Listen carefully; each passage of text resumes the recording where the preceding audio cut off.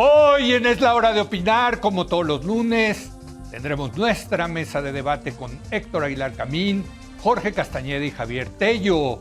Primero, vamos a debatir sobre dónde queda el presidente, la oposición, Morena y los presidenciables después de la consulta de revocación de mandato y el rechazo a la reforma eléctrica.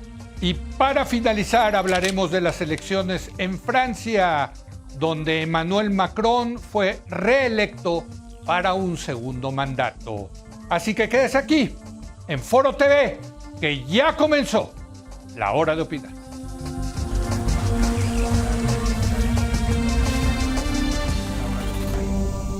Muy buenas noches. Después del periodo vacacional de Semana Santa y de Pascua, les doy de nuevo la bienvenida a Es la Hora de Opinar. Y bueno, hubo acontecimientos muy importantes a lo largo de estas 2 semanas. En primer lugar, la consulta de revocación de mandato, donde participó el 17.77%. En total, 15 millones de personas votaron a favor de la continuidad en el cargo del presidente López Obrador, contra 1 millón de ciudadanos que dijo que estaban de acuerdo con que se le revocara el mandato. Pero tras esa consulta vino la votación en la Cámara de Diputados de la reforma eléctrica, una reforma constitucional que por tanto requería una mayoría calificada de 2/3 partes. Los resultados son muy claros, no se logró el voto de las 2/3 partes que se requiere para enmendar la Constitución. La oposición la vimos juntas, y estamos aquí hablando del PAN, PRI, PRD y Movimiento Ciudadano. Todos votaron en contra. Del otro lado, Morena, PT y el Verde votaron a favor.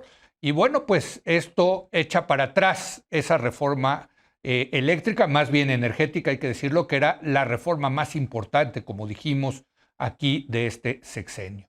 Así que 2 eventos muy importantes que van a tener consecuencias para el presidente, para el gobierno, para Morena, para los partidos de oposición, para todos los presidenciables, y de eso vamos a debatir durante estos 2 primeros segmentos. Saludo a Héctor Aguilar Camín. Héctor, ¿cómo estás? Buenas noches. Muy bien, León, ¿cómo estás? Jorge, Javier. Javier Tello, ¿cómo estás, Javier? Buenas noches. Leo, muy buenas noches. Jorge, Héctor, muy buenas noches. Y Jorge Castañeda. Jorge, ¿cómo estás? Muy buenas noches. Hola a todos. Yo creo que habría la tentación, Javier, quizás de separar los 2 temas, de la revocación del mandato y lo de la reforma constitucional, pero creo que están más bien atados los 2, ¿no? ¿Gana, pierde el presidente? ¿Cómo lo ves? Obviamente se pueden ver por separado, pero creo que haces una buena pregunta al preguntar el resultado conjunto de estos 2 sucesos para todos los actores políticos, tanto para el presidente como su partido, como para la oposición en general y partidos dentro de esa oposición. Por lo que toca, mi respuesta en una nuez en general es, después de esto, de lo ocurrido en estos 2 grandes acontecimientos, yo agregaría la votación en la Suprema Corte tal vez como otro suceso relevante a todo esto. Claro. Pero yo diría que en general yo veo a una oposición mejor parada que antes que ocurrieran estas cosas.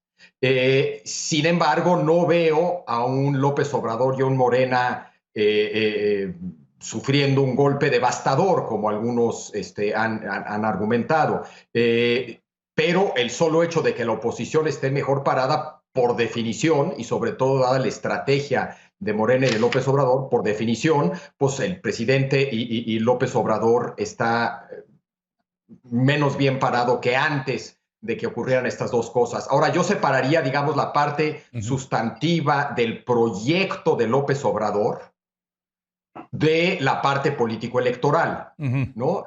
Porque también el efecto de esto es distinto para el proyecto del presidente como presidente y el impacto que todo esto está teniendo para la elección presidencial de 2024, la posibilidad de que él controle la sucesión y de que gane dentro de Morena y de que gane Morena en esa elección, ¿no? Muy bien.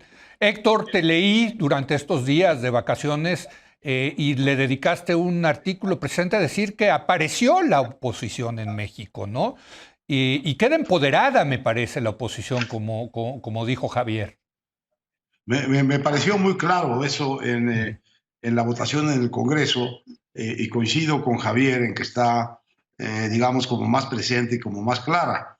Es interesante que esta oposición unida que vimos en el Congreso no es necesariamente la que va a aparecer unida en la elección, porque en esta elección, en el Congreso aparecieron unidas realmente los 4 partidos importantes de la oposición, incluyendo Movimiento Ciudadano. Si esta oposición unida, incluyendo Movimiento Ciudadano, es la que puede ponerse de acuerdo en un candidato presidencial único, entonces yo sí creo que apareció una oposición que puede ganar y ganar con relativa claridad las elecciones presidenciales del 24. La incógnita ahí es qué va a hacer Movimiento Ciudadano, que tiende a comportarse como un partido que no juega con el PRIAN, vamos a decir, sino que quiere construir su propio camino, su propia alternativa nueva. Ha tenido muchos aciertos, candidatos que efectivamente reflejan esa frescura, esa novedad, y que han tenido conquistas electorales muy importantes. Sí. Esa es la duda que hay, digamos, en el seno de la oposición. Si esta oposición lograra, por las razones que sean, llegar a una candidatura presidencial única y repetir en el país, no olvidemos que es una elección enorme la que viene, la del 24, y repetir en el país más o menos lo que hizo en 2021, es decir, poner candidatos en todas partes, ir región por región buscando las mejores opciones. Si esta unidad se diera, me parece a mí que en este momento podríamos decir que tiene una ventaja sobre Morena, porque, entre otras cosas, como escribías tú en tu artículo de hoy, el candidato de Morena no puede ser López Obrador, la aprobación de López Obrador no puede pasar al candidato de Morena, tampoco puede pasar su carisma, su experiencia como candidato, y en eso habría una debilidad en la candidatura de Morena, del oficialismo en general, porque el otro lado real de la cosa es que ya no hay tiempo para este gobierno para entregar los bienes públicos que prometió. Simplemente es un gobierno que sembró poco, cosechó mal, y de aquí a la elección no tiene más que la batalla electoral de decir: nosotros somos los que representamos a la patria, somos el pueblo bueno, y ellos son los traidores a la patria, lo pones en tu artículo muy bien hoy, y son el pueblo malo. Me parece que es una polarización muy simple para el tamaño de la elección que va a haber, y que es una estrategia, si esa es la estrategia, es una estrategia pues entre desesperada y pobre, vamos a decir. Y aquí vale la pena quizás, Jorge, meter el tema de los 15 millones de la revocación de mandato, porque finalmente, fíjate, con López Obrador en la boleta, con el poder del gobierno federal, del Estado mexicano, con las ilegalidades que utilizaron, con el dinero que se gastaron, consiguieron 15 millones de votos. Muy buenos, por cierto, hay que decirlo. Es lo que sacó López Obrador en 2006 y en 2012, más o menos, 15 millones.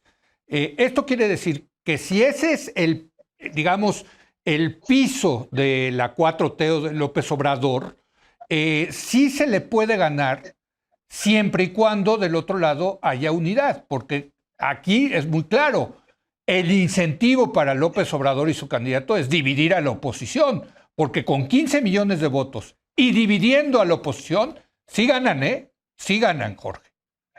No, claro que sí ganan, y sobre todo si no son 15, si no es, digamos, un techo, sino un piso, y pueden sumarle unos 5 o 6 millones de votos más, quizás 7, 8. Sí. Ahora, a mí, creo que la revocación de mandato sí fue reveladora en ese sentido, en los dos sentidos. Es una capacidad modesta de movilización en vista de todos los recursos que invirtieron en esto y de los resultados que obtuvieron, pero esos 15 millones son puros y duros, es decir, son incondicionales, es un voto absolutamente sólido que no va a perder López Obrador, ni Morena, ni nadie, pase lo que pase. No alcanza para ganar, pero sí alcanza para ser una base muy robusta para competir. Muy, muy buena. Ahora, el otro tema que a mí me parece muy importante, Javier lo comentaba, pero lo subrayaría, es que en la votación de la Cámara, además de la sustancia, que es muy importante, no lo niego, para mí la clave es que el PRI cruzó el Rubicón. Totalmente. O sea, ya el PRI se fue a la oposición, no los doblaron. Yo he escuchado, son versiones que no puedo corroborar, de enormes presiones, sobre todo del secretario de Gobernación, con amenazas a los diputados, a los líderes del PRI, a las familias de los líderes del PRI, chantajes, todo, o sea, las peores mañas del PRI en sus peores épocas. Bueno, perdón que te interrumpa, nada más decirte que yo he oído las mismas versiones, ¿eh? O sea... Bueno, ya somos dos, entonces. Ya somos dos, que sí estuvo dura la presión. El cochinito, el bracito de cochinito estuvo duro. Estuvo muy canijo, pues no alcanzó, no se dobló el PRI. ¿Por qué razones? Pues difícil saberlo. Psiquiatra quizás de Alito es el que tenga la mejor respuesta, pero en todo caso se mantuvo unido el PRI y se mantuvo en la oposición y dio un paso que creo que es irreversible. Es decir, va a haber una alianza para la presidencia, por lo menos, yo creo que mucho más, como subraya Héctor, pero en todo caso la presidencia en el 24, PRI-PAN-PRD. Ahora, Movimiento Ciudadano y en su caso incluso el Verde es otra cosa, desde también luego, pero ya el hecho de que haya PRI-PAN-PRD, a mí me parece que es un dato muy importante, es el primer dato definitivo, diría yo, de la elección del 24. Faltan muchos datos, pero este es un primer dato absolutamente decisivo que creo que ya podemos dar por sentado. Yo creo que más allá del psiquiatra de Alito, sí hay una razón del PRI para haber actuado así, que es la lectura de que esto le da continuidad como partido político, porque lo contrario, no sé qué opines tú, Javier, era irse con el gobierno y acabar en una especie de rémora de Morena, o vaciando al partido, como le pasó al PRD, o convirtiéndose en rémora, como le ha pasado al Verde o al PT. Con esto, pues un poco el PRI le manda el mensaje de que quieres dar la lucha para seguir siendo un partido político, ¿no? Independiente, en este caso, del gobierno. ¿Cómo ves tú? No, me queda claro cuál es la lógica, las muchas posibles lógicas detrás de esa decisión. Yo estoy menos seguro que Jorge de haber cruzado el Rubicón, porque yo más que un río, un claro cauce de un río, yo veo un pantano allá afuera. No me queda claro si es posible hablar de cruzar un río. Están todos en un pantano, incluyendo a Morena, y si quieren ahorita hablamos de Morena, sí, claro, porque todo esto también tiene importantes consecuencias para Morena. Sí. Pero sí, lo que dices es correcto. Entiendo la lógica de irse a la oposición. Yo creo que pensar que iba a acabar como una rémora o iba a ser vaciado y como lo fue el PRD, no era necesariamente cierto si se unía con Morena. Dependiendo de la naturaleza de la alianza, del tipo de alianza, en fin. Pero en efecto, yo creo que después, sobre todo de la revocación de mandato y lo ocurrido en la votación respecto a la reforma eléctrica, sí parece ser que la apuesta, por las razones que tú dices, entre otras, Leo, del PRI, es permanecer no solamente como un partido con un proyecto de largo aliento, sino además jugando un papel clave en la alianza. Es decir, ahorita estamos hablando, Jorge dice, cruzó el Rubicón, pero eso le queda claro al PAN.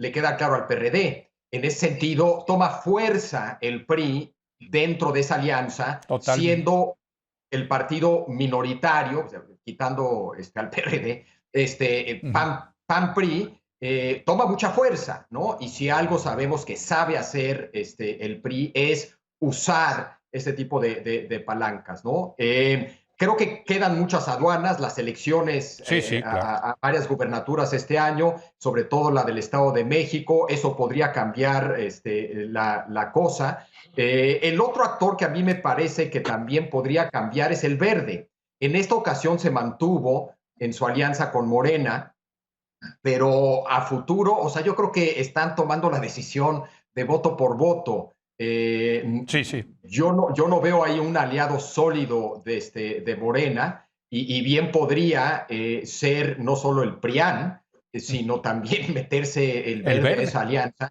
A mí se me haría desastroso porque yo creo que el Verde es un horror, pero ¿Quién sabe? A mí también se me haría desastroso, pero hay que reconocerle algo al Verde, que siempre escoge al ganador. Entonces, tienen buen olfato, digamos, ¿no? Siempre escoge al ganador. Habla de lo peor del Verde. Pero creo que dentro de Morena también hay impactos. Por ejemplo, yo creo que Ebrard está mejor parado hoy que antes de estos 2-3 sucesos, como posible candidato rumbo a 2018. A ver, permíteme, Javier, ahorita le entramos a Morena, porque sí quiero la opinión de Héctor sobre el PRI, porque sí es muy impresionante lo que logra Alito, el presidente del PRI, que es mantener una cohesión, disciplina, no se les volteó un solo voto, se quedaron a dormir en la Cámara. Hombre, hay un trabajo político, ¿no?, de Alejandro Moreno que no se puede menospreciar, Héctor. No, naturalmente. Ahora, lo que yo creo que está también detrás de esta decisión del PRI de no diluirse en una alianza con Morena, porque yo sí creo que habrían acabado siendo una especie de rémora, bueno, son todas las elecciones, pero hay una que es absolutamente clave para el PRI, que es la del Estado de México, sí, y que es una elección en la que yo creo que el PRI va a cobrar, digamos, a la alianza con la candidatura de ese estado. Y ganando ese estado, es un estado de un peso, de una cantidad de votantes y de una tradición priista que sería casi suficiente para mantener al PRI como en una isla muy sólida desde donde seguir haciendo política democrática. Ahora, política electoral dentro de la alianza. Ahora, no olvidemos la experiencia del 2021, en el que el PRI, el PAN y el PRD aprendieron ya y trajeron a las elecciones distintas alianzas locales en una elección enorme de mucha diversidad regional y encontraron una manera de ponerse de acuerdo. Y esa ventaja yo creo que la van a llevar a esta siguiente elección también muy amplia, de una gran dimensión regional. Ahora, vuelvo a lo de Jorge, porque me parece que podemos ir pensando cómo va a ser esta elección, aunque no sepamos quiénes van a ser sus candidatos ni cuáles son sus proporciones. Lo que dice Jorge es que en el fondo lo que vamos a tener es una elección entre dos alianzas, la alianza oficialista y la alianza de oposición, o entre tres, la alianza oficialista, la alianza del PAN-PRI-PRD y Movimiento Ciudadano. Ahí tendríamos una elección básicamente entre dos o entre tres. Dependerá de lo que haga Movimiento Ciudadano. La segunda cosa muy importante en esta elección es que, como la única persona que tiene una mayoría absoluta que haya sacado en una elección es López Obrador, no va a estar en la boleta.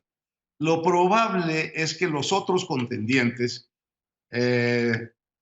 tampoco alcancen un triunfo por mayorías absolutas. Y entonces lo que vamos a tener casi en cualquier escenario es una elección en donde el gobierno que tenga la presidencia probablemente va a tener minoría en el Congreso. Totalmente. Y vamos a volver de alguna manera a las historias de los gobiernos divididos anteriores a López Obrador. Serían dos rasgos a considerar como posibles, digamos, ejes sólidos de lo que podemos esperar de esta elección de 24, que se ve tan lejos, pero que de hecho, como lo estamos viendo, está siendo negociada en estos momentos, sí, en lo que está pasando rumbo a las elecciones que va a haber este año, en lo que está sucediendo en el discurso del presidente, en lo que está sucediendo en la posición de la oposición. Hoy entiendo que se posiciona como aspirante a la candidatura presidencial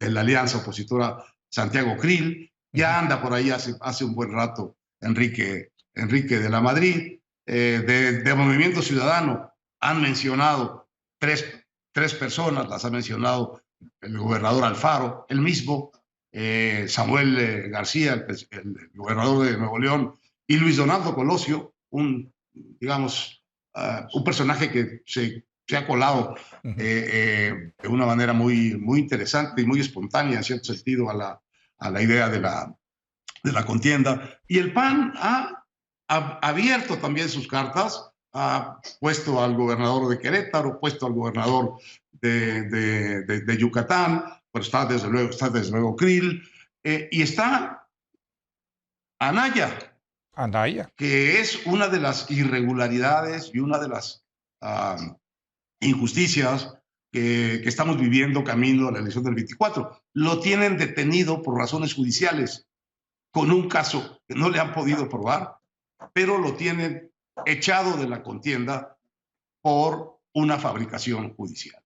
Bueno, si pones juntos todo eso, más lo que se acumule esta semana, la verdad, lo que vemos hacia adelante es una elección de 2 o 3 candidatos presidenciales, pero muchos aspirantes y mucha riqueza en la cosecha de precandidatos, de aspirantes, lo cual va a tener mucha importancia para repartir las candidaturas de la elección del 24, que va a ser presidencial, pero sobre todo va a ser una elección nacional, creo que la más grande de la historia de México. Totalmente. Jorge, por cierto, tú dices una elección de 2 o de 3, pero también puede ser de 4 si el Verde lanza a algún candidato que podría ser Ebrard. Pero eso ya es empezarle a hacer quizás el caldo gordo al candidato de Morena, ¿no? ¿Cómo ves tú eso? Una candidatura por el Verde de Monreal o de Ebrard sería para hundir a Claudia Sheinbaum, cosa que en una de esas sucede, pero no creo que sea lo más probable. Ahora, a mí me parece que si nos atenemos a esta idea de 2 o de 3, lo que es interesante, Leo, es tratar de separar bien dos cosas que en algunos sectores de la comentocracia y sobre todo del empresariado parecen amalgamar indebidamente, en mi opinión. A saber, una cosa es el proceso interno de Morena, que será el dedazo de López Obrador, punto. Que es muy interesante, como todos los dedazos, se presta a toda la especulación del mundo, es el deporte nacional y es padrísimo. A mí me encanta desde, bueno, por lo menos que yo recuerdo desde como tenía como 15 años, divertidísimo. Pero otra cosa muy distinta es quién gana la elección. Claro. No, bueno, hay muchos empresarios que dicen, no, dan por sentado que va a ganar Morena, entonces lo único que importa es quién es el candidato de Morena, tratemos de influir para que sea el menos peor, ya que de todas maneras va a ganar. A mí me parece criminal por parte del empresariado tener esa postura. Entiendo que haya morenistas que tengan esa postura, incluso comentócratas pseudo o semi-morenistas que tengan esa postura. Lo importante es quién es el candidato o la candidata de Morena, porque igual van a ganar. Pero me parece terriblemente temerario, contraproducente y hasta diría francamente destructivo que empresarios, profesionistas, etcétera, tomen esa actitud. Porque si es una elección entre 2, es un volado. Si es entre 3, probablemente favorece una candidatura de Movimiento Ciudadano, favorece a Morena probablemente, sí. Pero la cosa se complica mucho porque tiene que haber un candidato, Alfaro, García o Colosio. ¿Y qué pasaría si Movimiento Ciudadano lanza uno de estos tres, a cualquiera de ellos, y PRI, PAN y PRD deciden sumarse? Bueno. ¿Que Dante se los va a prohibir, como López Obrador le va a prohibir a los candidatos gringos que hablen mal de México? No sé cómo le vaya a hacer. Dijo hoy que no lo iba a permitir, que nos agarren de piñata. No entendí muy bien cómo no lo iba a permitir. ¿Cómo le va a hacer Dante Delgado para prohibirle a los priistas votar por Colosio, si fuera Colosio? Pues sí. ¿Los va a desterrar? ¿Qué va a hacer? ¿Qué les va a hacer? Bueno, tengo que hacer una breve pausa. Regresamos contigo, Javier, porque ahora vamos a hablar de Morena, de los presidenciables, del propio presidente López Obrador, a la luz de los acontecimientos importantes que hemos tenido estas últimas 2 semanas. Regresamos en un momento más.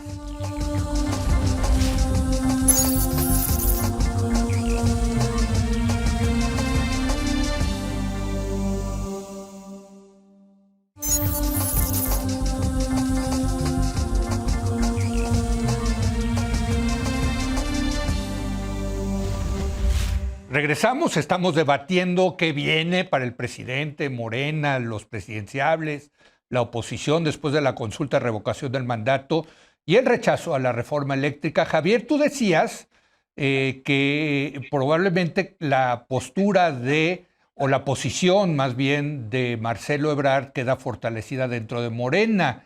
Me gustaría entender tu argumento porque yo a la que veo más bien fortalecida, siguiendo el discurso presidencial muy radical, muy duro de los traidores a la patria, es a Claudia Sheinbaum. Pero a ver, escuchemos por qué crees que Marcelo queda bien después de estos resultados. Yo coincido contigo, Leo, que hoy, por múltiples razones, la candidata sigue siendo, el plan A sigue siendo Claudia Sheinbaum. Entonces, en eso coincido totalmente. Pero después de lo ocurrido, yo sí veo un escenario donde el principal riesgo para López Obrador de aquí a 2024 es una crisis fiscal, una crisis de fin de sexenio, y el principal reto hacia adelante es un reto de resultados en la parte económica. Si en efecto eso es cierto, yo creo que el candidato que mejor ofrece soluciones a ese reto es Marcelo Ebrard. O sea, ese es el escenario 1982 famoso de José López Portillo, de que si se le descomponía la economía, el candidato ideal era Miguel de la Madrid Hurtado. Es un poco eso, y así se ha movido Marcelo Ebrard. Sí. Se vende como el sensato, el moderado, el capaz de dialogar con el sector privado, etcétera, etcétera, etcétera, ¿no? Ahora, eso es compatible, Leo, con un discurso polarizante, es decir, Ebrard asumirá el discurso que sea necesario para ganar, y si la estrategia ganadora electoralmente es la polarización y un discurso radical durante la elección, y ya habiendo ganado la elección, puede hacer un ajuste. Entonces, no creo que se contraponga, es decir, claramente no va a salir ahorita con un discurso radical, pero de ser el candidato, si él cree que esa es la manera de ganar la elección, asumirá ese discurso, pero creo que no hay ninguna garantía de absoluta y total continuidad una vez que llega a la presidencia de ganar la elección. Y es lo que ofrecería, digamos. Y en ese sentido, continuidad versus triunfos. Y López Obrador también cree que eso jalará a algunos independientes, etcétera, etcétera. O sea, porque de repente estamos argumentando que conforme esto avanza, incrementa la probabilidad de que la oposición gane. ¿Sí? Si en 2018 era 1% de probabilidad, claramente ha subido mucho. Si van juntos y empoderados como están después de la victoria, porque fue una victoria la que tuvieron en la Cámara de Diputados, pues sí vas viendo que hay una presencia mayor de la oposición. De acuerdo, ¿no? de acuerdo. Por eso, sí. Bajo ese supuesto, entonces ya el objetivo se vuelve para López Obrador no quién me da mayor continuidad, sino quién me da la victoria, aunque ponga en riesgo en cierto sentido, a cierto nivel, la continuidad, ¿no? Y por eso yo creo que Ebrard sube un poco sus bonos en esto, ¿no? Pero coincido que hoy por hoy el plan A sigue siendo Claudia Sheinbaum. Y hay que decirlo, Ebrard ni Monreal se subieron a la reacción radicalizándose de caracterizar a los legisladores que votaron en contra de la reforma eléctrica como traidores a la patria. Ellos no le han entrado a eso, Héctor. Bueno, unos más que otros. En realidad, ninguno se ha puesto realmente en contra de este camino de radicalización del presidente. A mí ese camino de radicalización del presidente me indica pues una de sus características básicas, que él no va a corregir. Ahora, hablamos siempre como dando por un hecho que Morena va a ganar la elección. Y yo creo que conforme se acumulan los hechos políticos duros, va resultando que Morena es finalmente, va a ser solo un competidor en la contienda y no el competidor dominante de entrada. ¿Por qué? Va a ser muy difícil para el candidato de Morena o de la Alianza Oficialista, va a ser una campaña muy difícil de presentarse a ella diciendo, pues yo lo que les ofrezco es continuidad, yo les ofrezco más de lo mismo. Para el momento en que estén diciendo esto, habremos tenido ya casi el balance completo de los resultados, de los muy malos resultados de gobierno de este gobierno a lo largo de estos 6 años. Tendremos probablemente, como sugiere Javier, una crisis económica, pero desde luego lo que vamos a tener es una entrega pobrísima de resultados pobrísimos. Ahí empezamos a tener los ejemplos del aeropuerto Felipe Ángeles, los líos que está teniendo el Tren Maya, de manera que ese candidato de Morena va a llegar cargado de los fracasos de un gobierno. La gente valora todavía alto a López Obrador, pero cuando valoran su política económica, su política de seguridad, su política de corrupción, el castigo es tremendo, la negativa a los resultados es enorme. Pero, de manera que Héctor, Morena, ¿qué te parece la estrategia más de continuidad? Que la estrategia, el mensaje sea, nosotros quisimos transformar a México y los traidores a la patria no nos han dejado. Bueno, me parece muy bien que lo intenten por ese lado. Entonces, vamos a vencer a los enemigos de la patria para seguir con nuestro camino de desastres. Vamos a acabar con el neoliberalismo para volver a ofrecerles éxitos del tamaño de Felipe Ángeles, éxitos del tamaño de la cantidad de muertos que tenemos, administraciones tan exitosas de la pandemia como la que... Es decir, es muy difícil que el candidato de Morena sea el candidato de la continuidad, porque va a estar muy difícil que salga a la calle a decirle a los mexicanos, pues queremos proponerte más de lo mismo. La verdad es que la única alternativa que tendrían es la vieja priista, Jorge, que la sabes muy bien y que se hacía de un modo bastante hipócrita y gradual, y es el candidato oficial, poco a poco se convierte el candidato de oposición al gobierno saliente, al gobierno de donde viene. Entonces, Claudia Sheinbaum o Marcelo Ebrard o Monreal, si quieren tener un chance en esa elección, tienen que hacer la crítica del presidente que los está nombrando. Uy, y esa historia sí nos la sabemos sexenio por sexenio, de muchos tiempos pasados. Pero muy difícil, ¿no, Jorge? Muy difícil. Yo ya veo, imagínate, empieza a ver eso, la reacción en Palacio Nacional en la mañanera. Híjole. Poco a poco. Poco a poco. Yo no la veo y por eso me parece un poquito iluso, ingenuo el argumento de, bueno, es que Ebrard va a engañar a López Obrador, porque es muy listo Ebrard y es muy tonto López Obrador para estas cosas.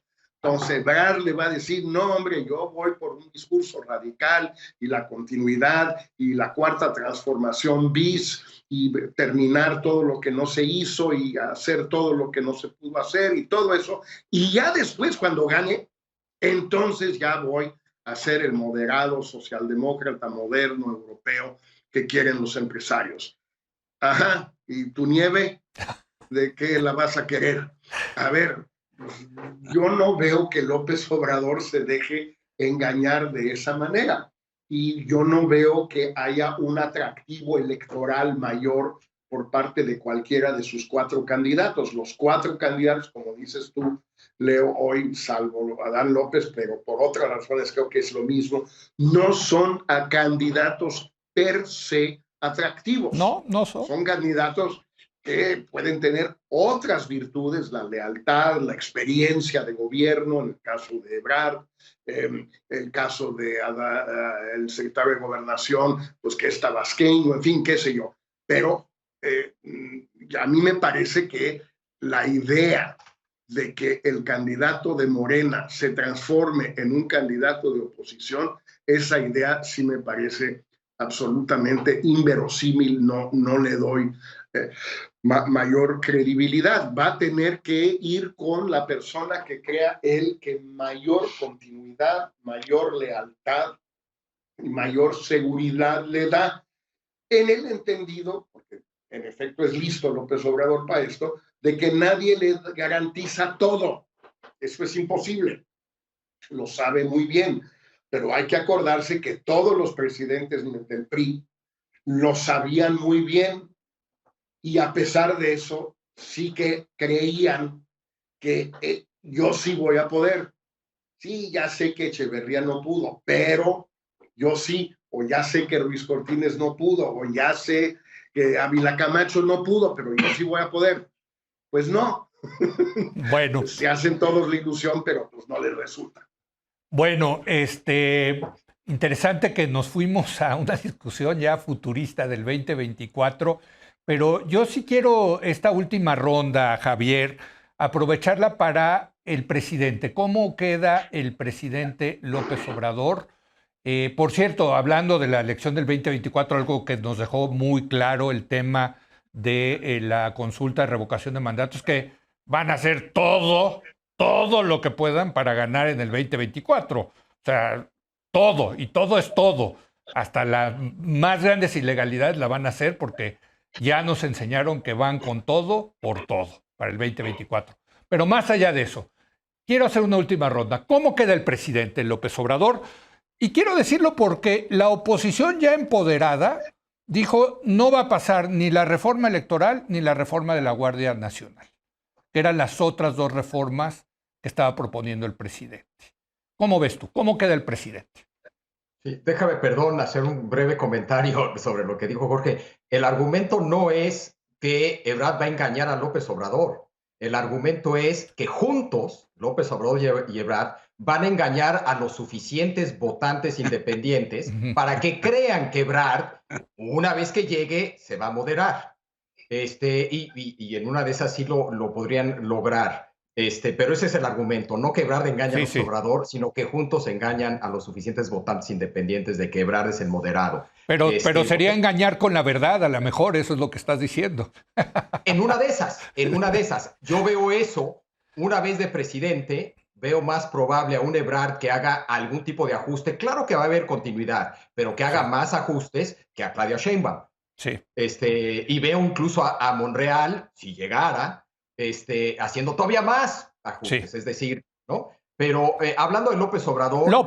¿Cómo queda? Sí, yo creo que el objetivo que le quedan en lo que queda del sexenio es ganar 2024. Sí, se acabó. No pasar la reforma A, la reforma B, es lo que quiere, es lo que más le importa. Y obviamente un obstáculo clave para él, ya resultados materiales, económicos no va a haber, pero lo que tiene que garantizar, dentro de lo posible, o tiene que evitar, es una crisis de final de sexenio, ¿no? Entonces, ahí sí hay un objetivo sustantivo de política pública. Yo creo que es fundamental para ganar 2024 que no se dé esa crisis. Entonces, creo que hará lo que tenga que hacer. Habrá que ver qué es eso, para que eso no ocurra. Pero creo que fuera de eso, obviamente, pues le gustaría hacer muchas otras cosas, pero creo que le queda claro que no va a poder hacer esas muchas otras cosas y menos implica reformas en la Constitución. Creo que sí le importa meter en el INE a 2 personas una vez que salga Lorenzo Córdoba porque termina su periodo y que salga Ciro Murayama porque termina su periodo como consejero, pues tratar de meter a 2 perfiles lo más empáticos a la 4T, a su proyecto, a Morena, etcétera, posible. Lo tendrá que negociar con quien lo tenga que negociar. Porque con los traidores a la patria, querido Javier. Es que ese es el problema, que ahora todo lo tiene que negociar con estas personas que llama traidores a la patria. Está un poco difícil negociar cuando le dices a alguien que eres un traidor a la patria, ¿eh?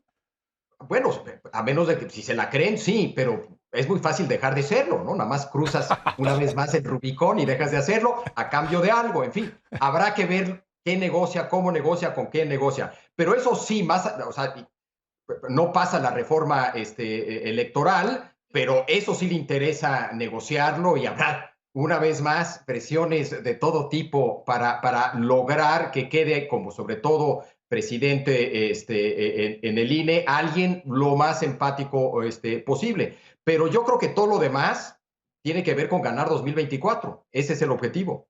Yo coincido, yo supongo que ustedes también, Héctor, Jorge, ¿cómo ves, Héctor? Yo lo que veo al presidente es muy, en parte sorprendido, en parte irritado, en parte tratando de sacudirse de lo que es, pues, el proceso normal, lógico de los tiempos de un sexenio.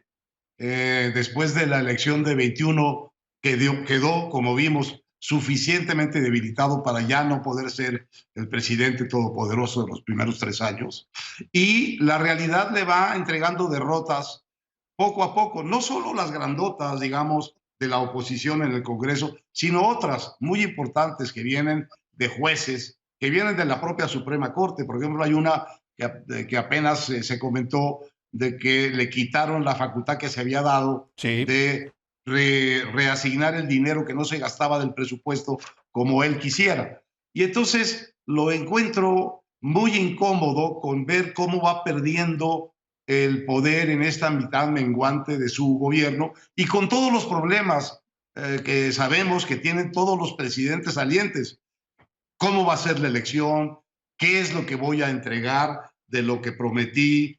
¿Cómo puedo garantizar una cierta continuidad en la elección? ¿Cómo evitar que me ganen? Y lo que veo al presidente es radicalizándose, como ha dicho siempre que hay que hacer, en lugar de echarse para atrás, subir las apuestas, como dices tú, radicalizándose hasta este punto de decir, bueno, toda la carne al asador de la elección, incluido todo el dinero para las clientelas, todos los acarreos que hagan falta, todos los aliados legales o ilegales que se puedan absorber en una elección, como sucedió en el 21, y el único objetivo es ganar esta elección. ¿Sí? La desesperación lo lleva a poner su estrategia, como tú describes bien, en polarizar todavía más las cosas. Porque si antes eran neoliberales contra progresistas, ahora son traidores contra patriotas. Esa polarización yo creo que no alcanza a dividir realmente al electorado, ni mucho menos los sentimientos de la sociedad, como él quiere. ¿Por qué? Porque no es una elección de uno contra uno, es una elección enorme donde van a participar miles de candidatos en miles de posiciones. Se juega el Senado, se juega la Ciudad de México.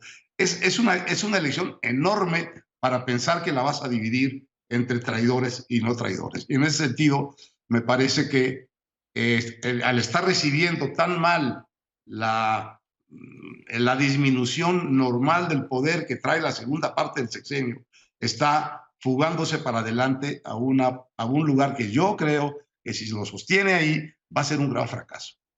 Un gran conflicto y un gran fracaso. Bueno, pues te toca terminar con este debate, Jorge. ¿Cómo ves tú al presidente después de estos acontecimientos de las últimas semanas? Pues mira, muy rápido, Leo, de acuerdo con lo que han dicho Héctor y Javier, lo veo errático en cuanto a que sabe él que sus resultados ya están definidos y son muy mediocres, si no es que francamente malos. Veía ayer o antier una tabla de la OCDE del 21, si no me equivoco, el gasto social sobre PIB. El país con menos gasto social sobre PIB es México, con alrededor de 7.4%. ¿Y qué incluye? Menos que Colombia. ¿Qué incluye? ¿Incluye educación? No, eso no sé. Lo ponen gasto social. Pero por definición es lo mismo para todos los países. Sí. Entonces, para que sea comparable, claro. Menos que Colombia, menos que Chile, país neoliberal, menos que Turquía, dictadura con un nivel de desarrollo parecido al nuestro. Es decir, el resultado social de López Obrador, su gran carta, primero los pobres, reducir la pobreza, reducir la desigualdad, nada de eso va a suceder. El desempeño económico ya sabemos que va a terminar siendo muy mediocre. El 22 ya fue en términos económicos. Como dice con toda la razón Javier, lo principal va a ser evitar una crisis fiscal, financiera de fin de sexenio. Para eso va a tener que elevar las tasas de interés aún más, tanto porque Estados Unidos se lo va a imponer en los hechos, no hablándole por teléfono y diciéndolo, simplemente porque lo haga la Fed, pero también porque tiene que mantener el diferencial de intereses entre México y Estados Unidos, claro, para mantener la estabilidad del peso. Bueno, pues eso va a llevar a un menor crecimiento que el previsto, no solo en el 22, sino en el 23 y el 24. Sí. Pues todo esto pues son los resultados, ya si además hablamos de la corrupción y además hablamos de la violencia y además hablamos de la cantidad de problemas con Estados Unidos, etcétera. Él mismo sabe cuáles son sus resultados y yo me imagino pues que está muy entre desesperado, deprimido, decepcionado, porque a todos los presidentes les pasa, pero no creo que todos los presidentes tengan una idea tan megalomaníaca de su lugar en la historia como este. Y eso que los que ha habido no cantan mal las rancheras, ¿eh? O sea, no estamos hablando de gente con egos pequeños. O sea, todos son argentinos. Pues bueno, pero este es más argentino que los demás y por lo tanto creo que pues la depresión procedente del cotejo entre las aspiraciones y los resultados puede ser una depresión bastante aguda. Habrá que ver qué es lo que pasa en el resto de este sexenio. Por lo pronto vamos a una breve pausa porque sí quiero regresar a analizar rápidamente lo ocurrido ayer en las elecciones presidenciales en Francia.